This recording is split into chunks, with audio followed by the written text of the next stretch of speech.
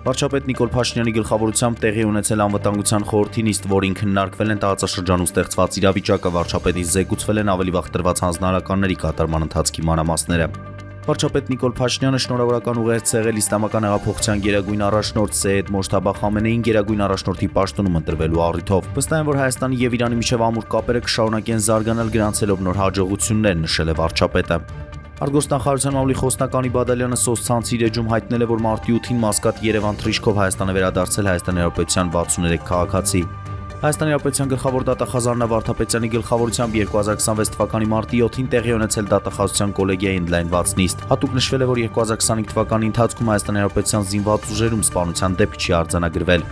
Թուրքիայի պաշտպանության նախարարությունը հայտարարություն է տարածել այն բանից հետո, երբ Իրանից արձակված արդեն երկրորդ բալիստիկ հրթիռն է խախտել երկրորդային տարածքը եւ որսացել ՆԱՏՕ-ի ուժերի կողմից։ Պաշտպանության նախարարությունն ընդգծել է, որ Անկարան մեծ նշանակություն է տալիս բարիդրացիական հարաբերություններին եւ տարածաշրջանային կայունությանը։ Իտալական Ասերիայի 28-րդ տուրի շրջանակում կայացել է Միլանյան դերբին։ Սան Սիրո մարզադաշտում կայացած խաղում Դանիելե Դովերի գլխավորությամբ ընթացող հանդիպումն ավարտվել է ռոսոներիների նվազագույն հաղթանակով 1-0 հաշվով։ Մխիթարյանը մասնակցել է հանդիպմանը։